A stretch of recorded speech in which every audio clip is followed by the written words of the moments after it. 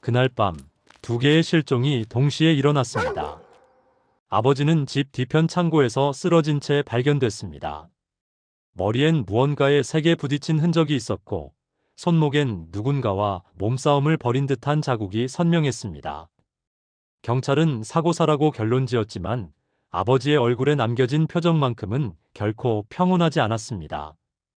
그리고 바로 그날 밤 아버지가 평생을 함께했던 하얀 진돗개 두리가 흔적도 없이 사라져버렸습니다.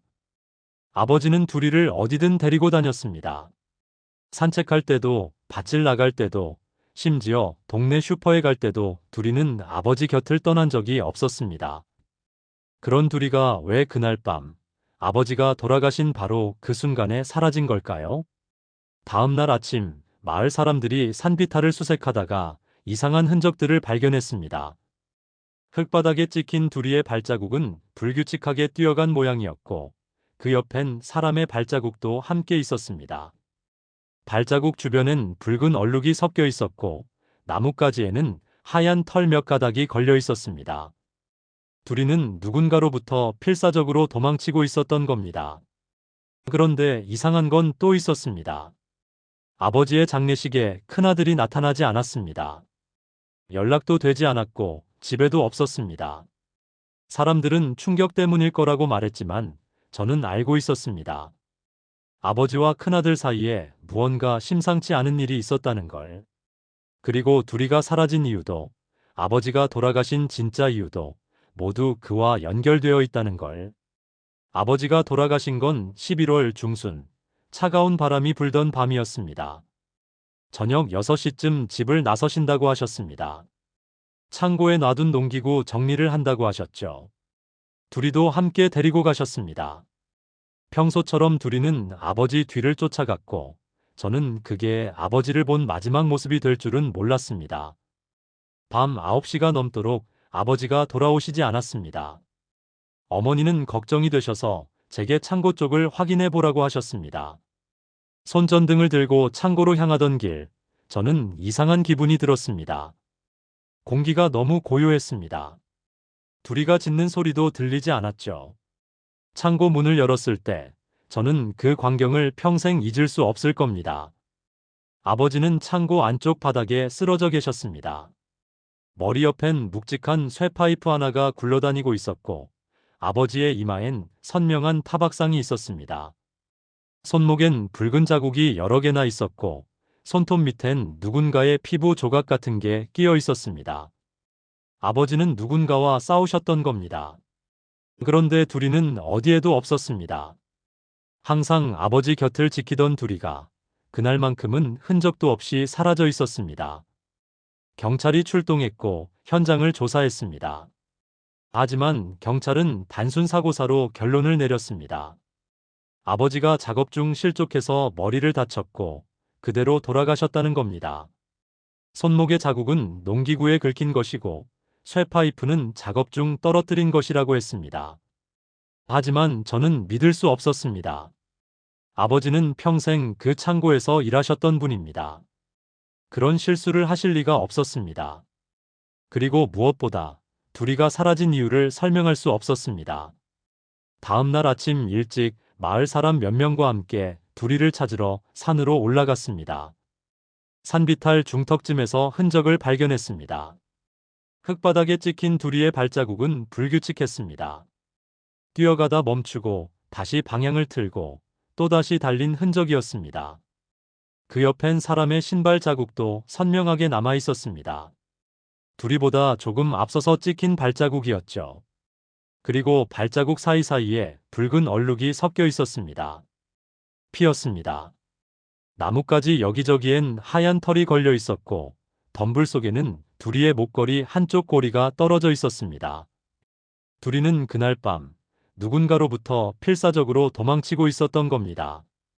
그리고 그 누군가는 두리를 쫓아가고 있었습니다. 장례를 치르는 동안 저는 계속 한 가지 사실에 주목했습니다. 큰아들이 나타나지 않았다는 것. 큰아들은 아버지의 첫째 아들이었습니다. 하지만 몇 년 전부터 집안과 사이가 틀어져 있었습니다. 정확히 무슨 일이 있었는지는 아무도 말해주지 않았습니다. 어머니도 아버지도 입을 다무셨죠. 다만 아버지는 가끔씩 다락방에 올라가 뭔가를 꺼내보곤 하셨습니다. 다락방 문은 항상 잠겨 있었고 열쇠는 아버지만 가지고 계셨습니다. 누가 계단을 오르는 소리만 들려도 아버지는 급히 서류를 감추고 다락방 문을 잠그셨습니다. 무슨 서류 보세요? 한 번은 제가 물어본 적이 있었습니다.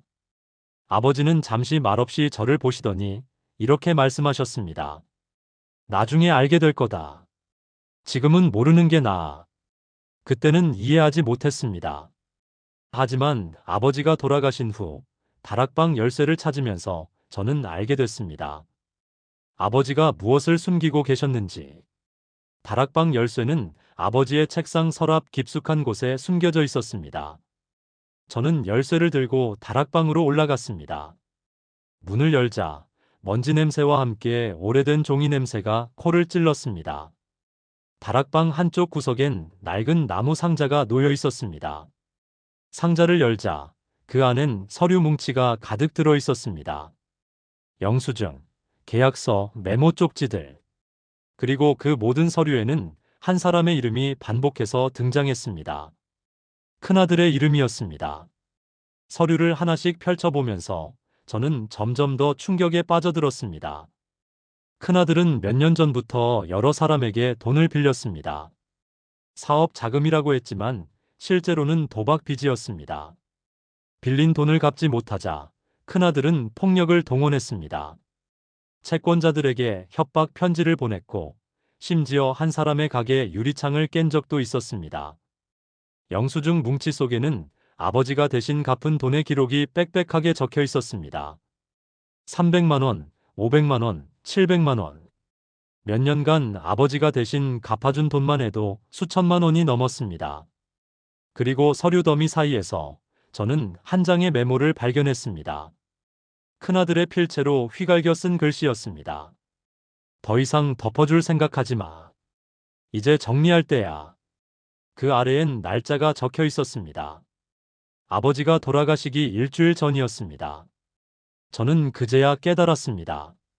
아버지는 이 모든 걸 혼자 감당하려고 하셨던 겁니다. 큰아들이 저지른 범죄 기록을, 빚 독촉장을, 협박의 증거들을 세상에 알려지면 집안이 무너질 거라고 믿으셨던 겁니다. 그래서 아버지는 모든 서류를 다락방에 숨기고 혼자서 빚을 갚으며 버티셨던 겁니다. 하지만 큰아들은 그걸 용납하지 않았습니다. 이제 정리할 때야. 그 한 줄의 메모가 무엇을 의미하는지 저는 이제 알 것 같았습니다. 아버지가 돌아가신 지 사흘째 되던 날, 이른 아침 마당에서 어머니의 비명소리가 들렸습니다. 급히 밖으로 나가보니 대문 앞에 둘이가 서 있었습니다. 하지만 사흘 전에 그 하얗고 깨끗했던 둘이가 아니었습니다. 온몸이 흙투성이었고 털은 여기저기 뭉쳐 있었습니다. 귀 뒤쪽엔 긴 긁힌 자국이 있었고 앞발 한쪽은 피가 말라붙어 있었습니다.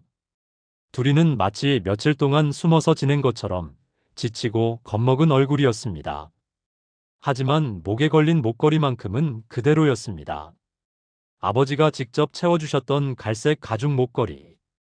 그 목걸이 한가운데 달린 작은 금속 케이스도 그대로였습니다.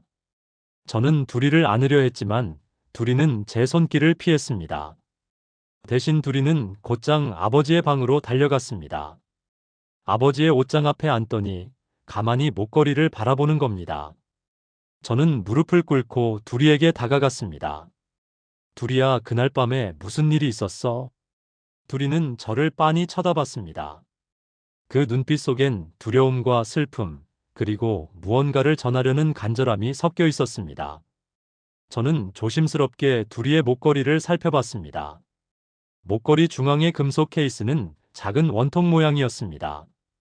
돌려보니 뚜껑이 열렸고 그 안에서 작은 쇠열쇠 하나가 나왔습니다. 이 열쇠가 뭘 여는 건지 저는 바로 알 수 있었습니다.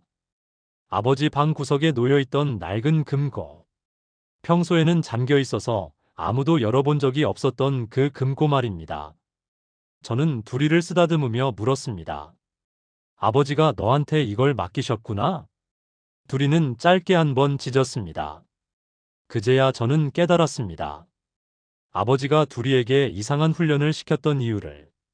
몇 달 전부터 아버지는 두리를 데리고 산으로 올라가셨습니다. 돌아오시면 두리는 항상 지쳐 있었고 아버지는 만족스러운 표정을 지으셨죠. 두리가 이제 제법 영리해졌어. 뭐든 잘 지킬 수 있게 됐지. 당시엔 단순히 훈련이라고 생각했습니다. 하지만 지금 생각해보니 아버지는 두리에게 특별한 임무를 가르치셨던 겁니다. 위험한 상황에서 도망치는 법, 특정한 물건을 끝까지 지키는 법, 그리고 그 물건을 안전하게 전달하는 법. 아버지는 이미 알고 계셨던 겁니다. 언젠가 큰아들이 자신에게 손을 댈 수도 있다는 걸. 그래서 마지막 안전장치를 만드셨던 겁니다. 바로 두리를 통해서. 저는 떨리는 손으로 금고 앞에 무릎을 꿇었습니다. 열쇠를 구멍에 넣고 돌렸습니다. 딸깍. 금고 문이 열렸습니다. 금고 안은 서류로 가득했습니다. 다락방에 있던 것보다 훨씬 더 많은 양이었습니다. 저는 하나씩 꺼내서 펼쳐봤습니다. 가장 위에 있던 건 채권자들의 독촉장이었습니다. 귀하의 아들이 빌린 돈 850만 원을 즉시 상환하지 않으면 법적 조치를 취하겠습니다. 마지막 경고입니다. 12월 5일까지 입금되지 않으면 담보물을 처분합니다. 편지마다 큰아들의 이름이 적혀 있었고 연대보증인으로 아버지의 이름이 함께 적혀 있었습니다. 아버지는 큰아들의 빚을 대신 책임지겠다고 서명하셨던 겁니다. 그 아래엔 통장 사본이 있었습니다. 아버지 명의의 통장이었는데 출금 내역이 빼곡했습니다. 매달 수십만 원씩, 때로는 100만 원 이상씩 빠져나가고 있었습니다. 모두 큰아들의 빚을 갚기 위한 돈이었습니다. 통장 잔액은 거의 바닥나 있었습니다.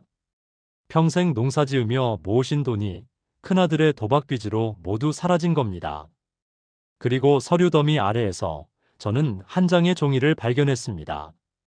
A사 용지에 구겨진 채로 접혀 있었는데 펼쳐보니 손으로 쓴 편지였습니다. 큰아들의 필체였습니다. 아버지, 더 이상 참을 수 없습니다.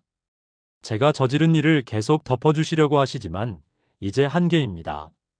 사람들이 알기 시작했어요. 동네에 소문이 돌고 있습니다. 이대로 가다간 우리 가족 모두가 망합니다. 제가 직접 정리하겠습니다.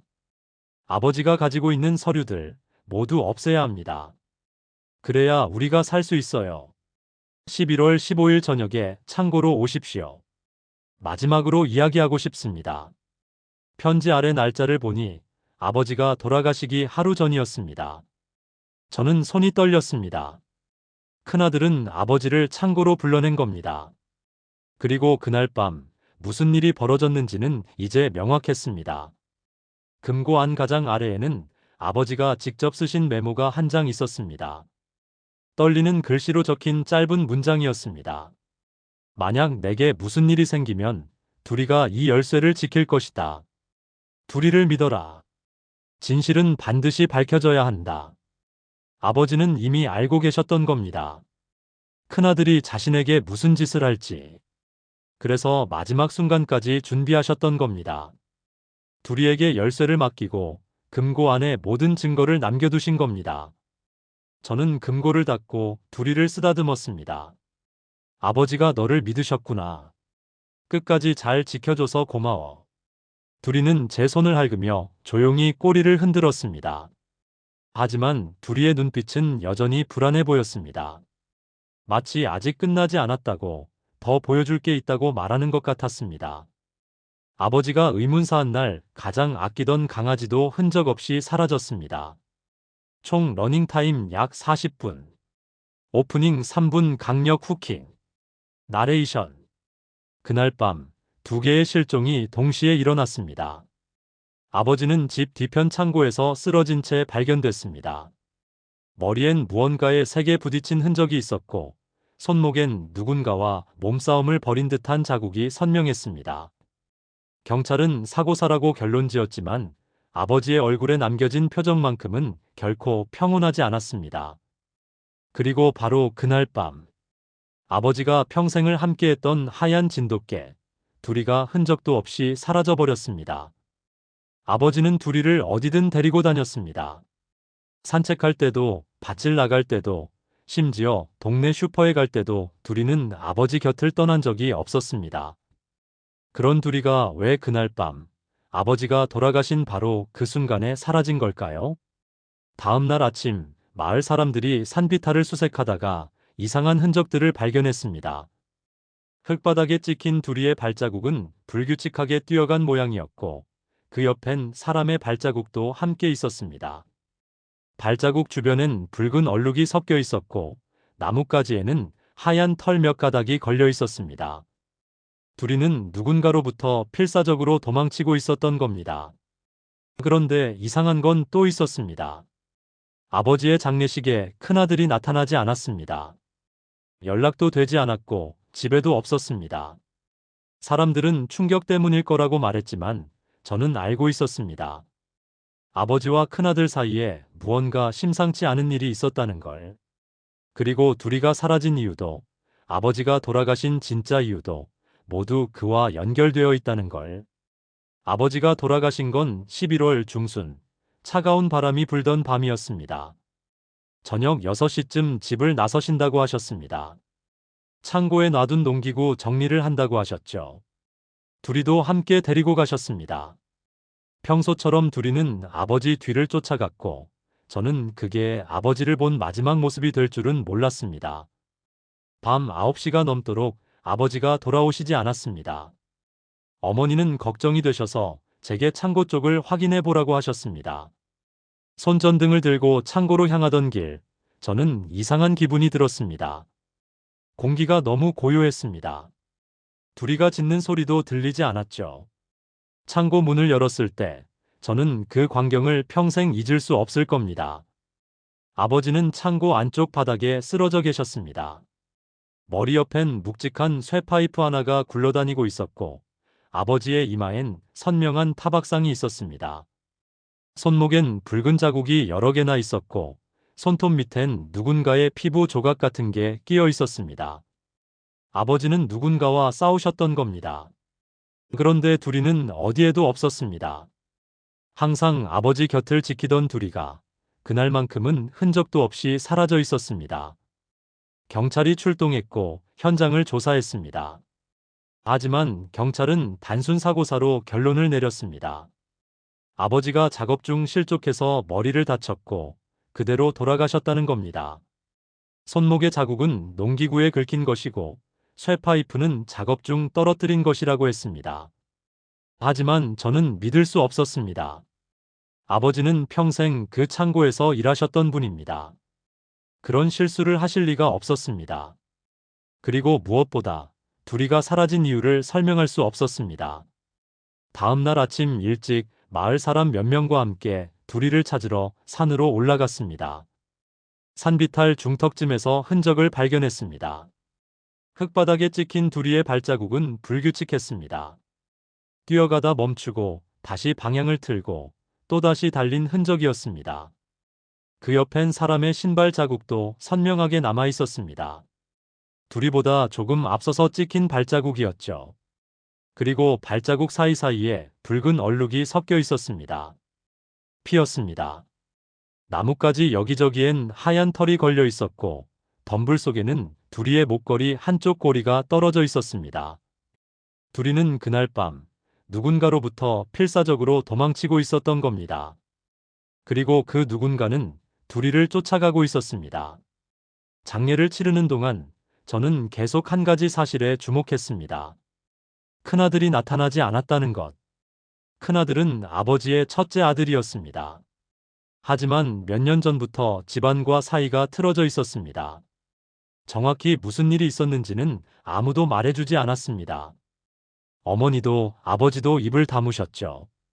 다만 아버지는 가끔씩 다락방에 올라가 뭔가를 꺼내보곤 하셨습니다. 다락방 문은 항상 잠겨 있었고 열쇠는 아버지만 가지고 계셨습니다. 누가 계단을 오르는 소리만 들려도 아버지는 급히 서류를 감추고 다락방 문을 잠그셨습니다. 무슨 서류 보세요? 한 번은 제가 물어본 적이 있었습니다.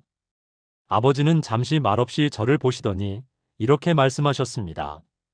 나중에 알게 될 거다. 지금은 모르는 게 나아. 그때는 이해하지 못했습니다. 하지만 아버지가 돌아가신 후 다락방 열쇠를 찾으면서 저는 알게 됐습니다. 아버지가 무엇을 숨기고 계셨는지. 다락방 열쇠는 아버지의 책상 서랍 깊숙한 곳에 숨겨져 있었습니다. 저는 열쇠를 들고 다락방으로 올라갔습니다. 문을 열자 먼지 냄새와 함께 오래된 종이 냄새가 코를 찔렀습니다. 다락방 한쪽 구석엔 낡은 나무 상자가 놓여 있었습니다. 상자를 열자 그 안엔 서류 뭉치가 가득 들어 있었습니다. 영수증, 계약서, 메모 쪽지들. 그리고 그 모든 서류에는 한 사람의 이름이 반복해서 등장했습니다. 큰아들의 이름이었습니다. 서류를 하나씩 펼쳐보면서 저는 점점 더 충격에 빠져들었습니다. 큰아들은 몇 년 전부터 여러 사람에게 돈을 빌렸습니다. 사업 자금이라고 했지만 실제로는 도박 빚이었습니다.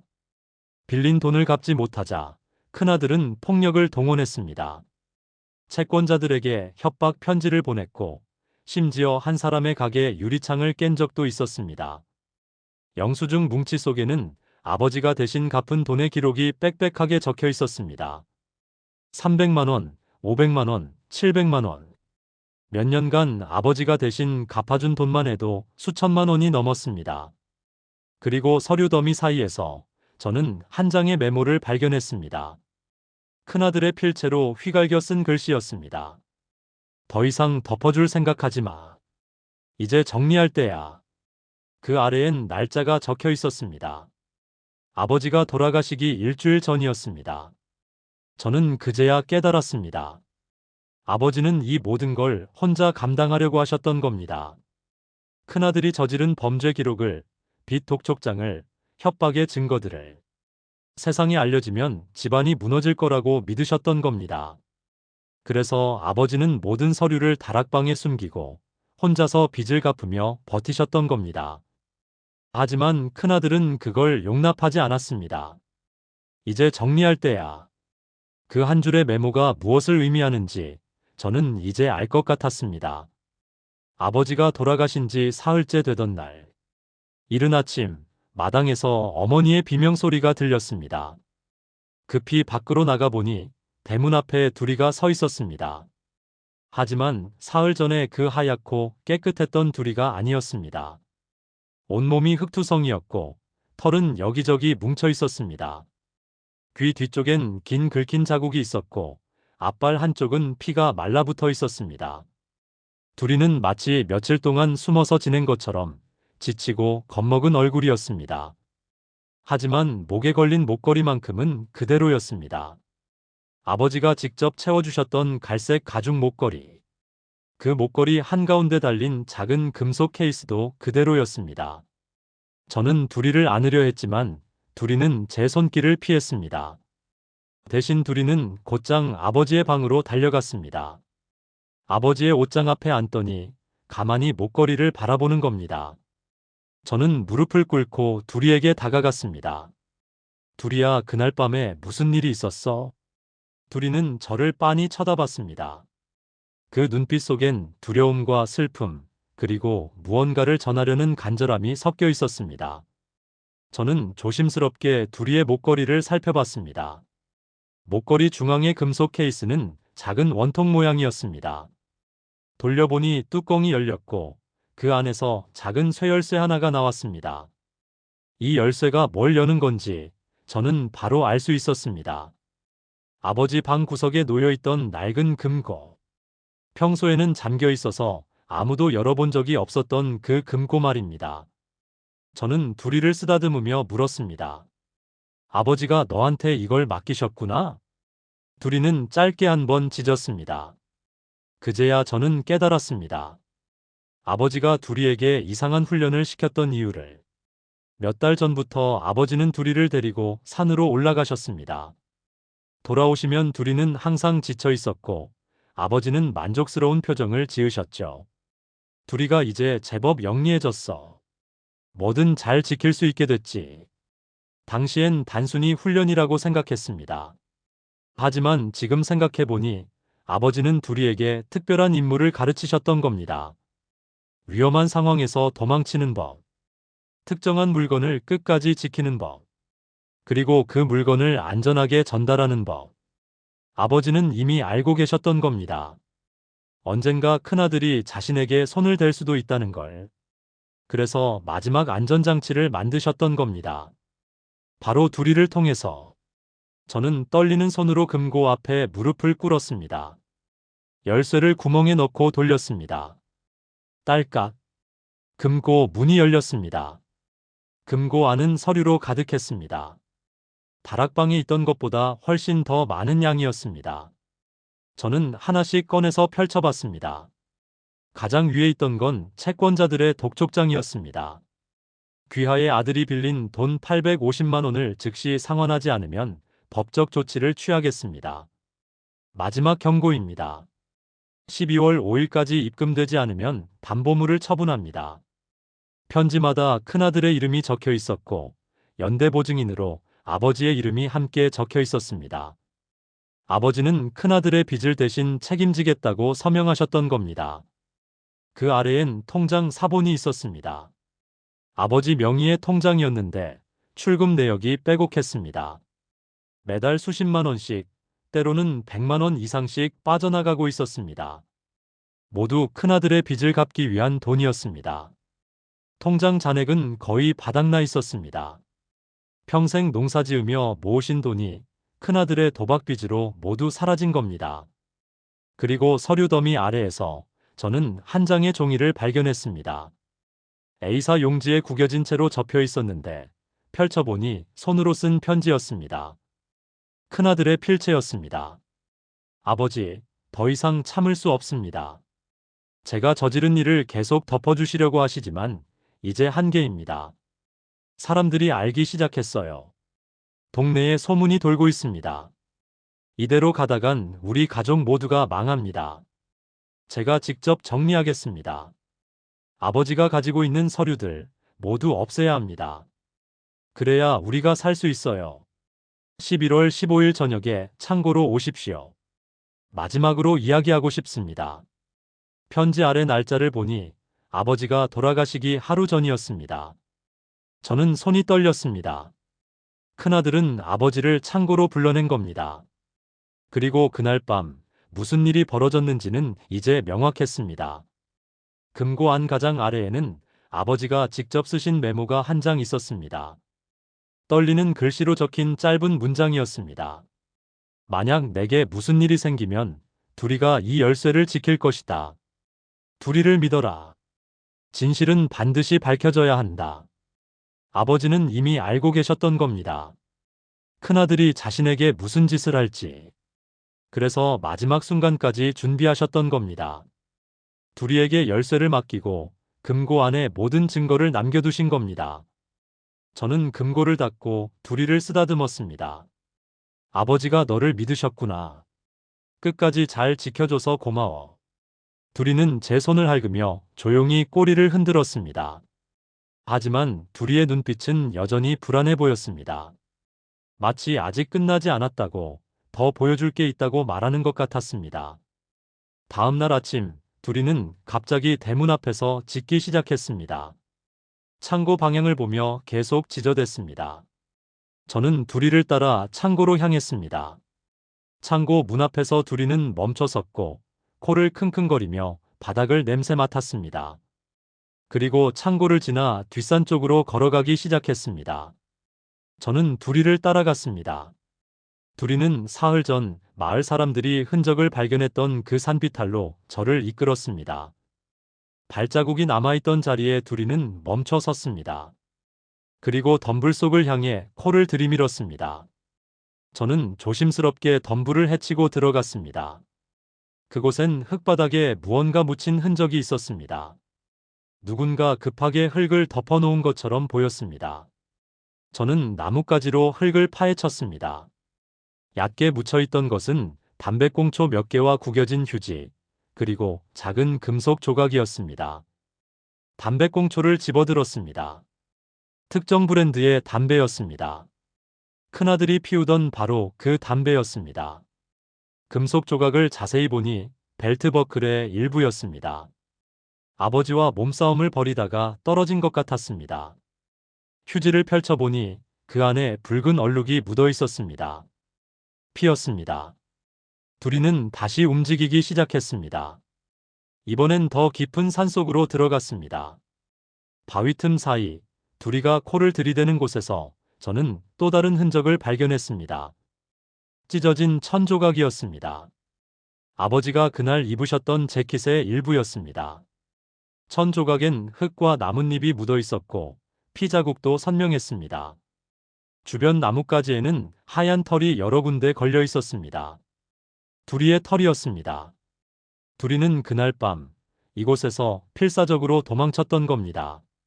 누군가가 두리를 쫓아왔고 두리는 바위 틈 사이를 헤집으며 도망쳤던 겁니다.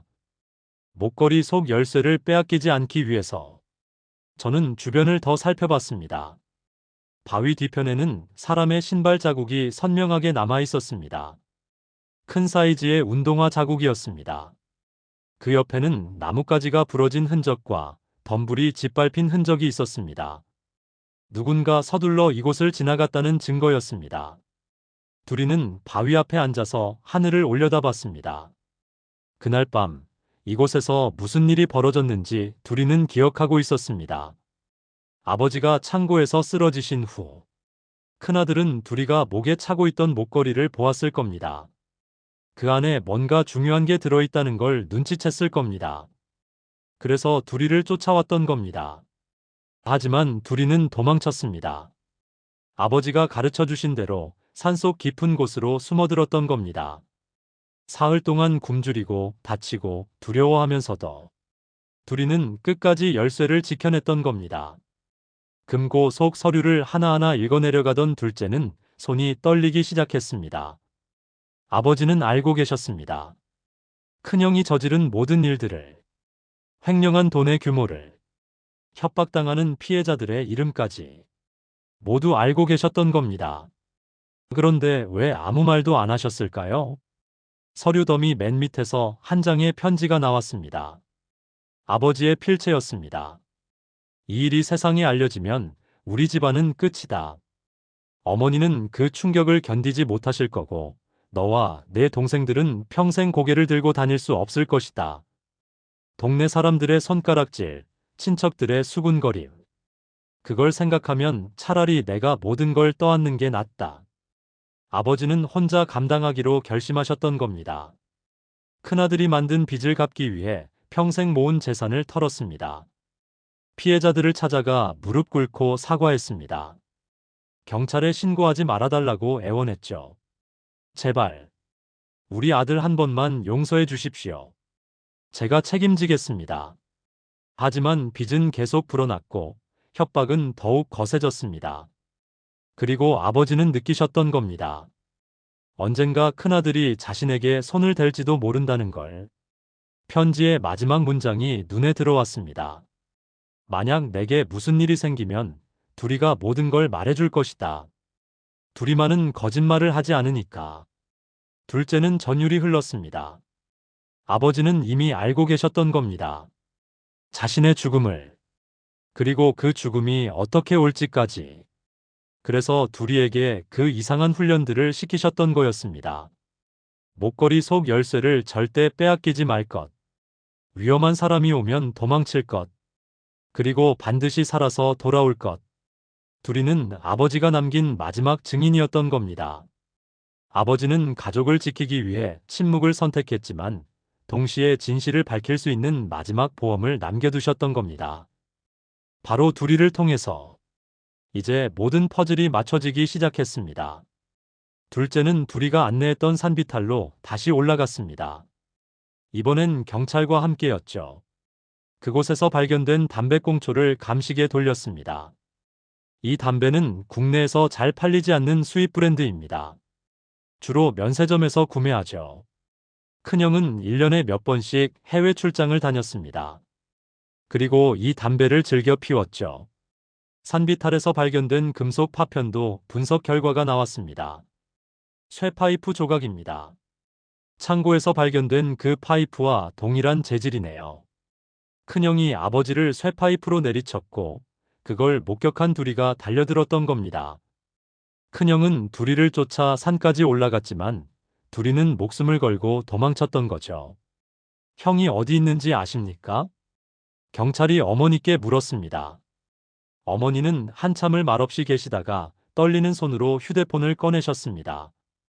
이틀 전에 문자가 왔어요. 문자 내용은 간단했습니다.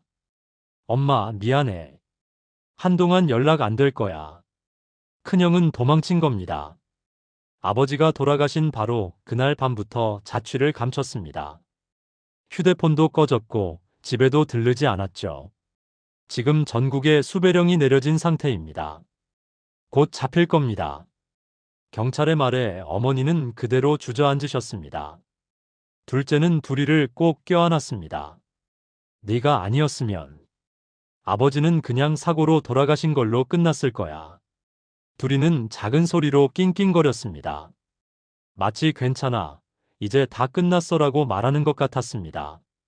한 달 뒤, 큰형은 부산항에서 밀항을 시도하다 체포됐습니다. 저는 안 했어요.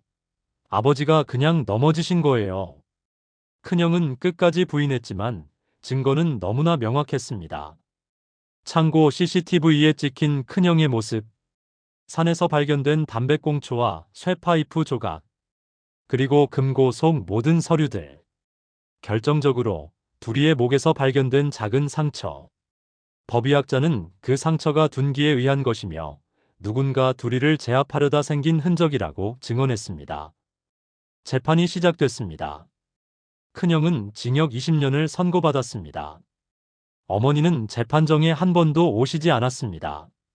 아들을 감옥에 보내는 모습을 차마 볼 수 없으셨던 겁니다. 그날 저녁, 둘째는 두리를 데리고 아버지 산소에 올라갔습니다. 아버지, 이제 다 끝났어요. 두리는 산소 앞에 얌전히 앉아 하늘을 바라봤습니다. 아버지가 평생을 걸쳐 지키려 했던 가족.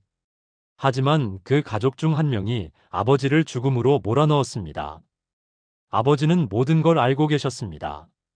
그럼에도 끝까지 큰아들을 감싸려 하셨죠. 집안이 무너지는 걸 막기 위해서. 하지만 동시에 진실이 묻히는 것도 원치 않으셨습니다. 그래서 두리에게 모든 걸 맡기셨던 겁니다. 목걸이 속 작은 열쇠. 그 열쇠가 연 금고 안에는 아버지가 평생 숨겨온 진실이 담겨 있었습니다. 두리는 그 진실을 목숨 걸고 지켜냈습니다. 아버지의 마지막 유언을 완수한 겁니다. 두리야, 고마워. 둘째가 두리의 머리를 쓰다듬자 두리는 처음으로 꼬리를 살랑살랑 흔들었습니다. 그 모습을 보며 둘째는 깨달았습니다. 아버지는 진실을 숨기지 않았습니다. 다만 가장 믿을 수 있는 존재에게 그 진실을 맡겼을 뿐이었습니다. 바로 두리에게.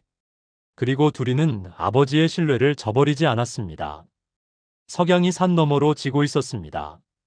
두리는 산소 앞에서 조용히 앉아 하늘을 바라보고 있었습니다. 마치 아버지께 말하는 것처럼. 이제 편히 쉬세요. 어떤 진실은 사람이 아닌 가장 순수한 존재를 통해 밝혀집니다. 두리는 지금도 그 집에서 아버지를 기다리고 있습니다.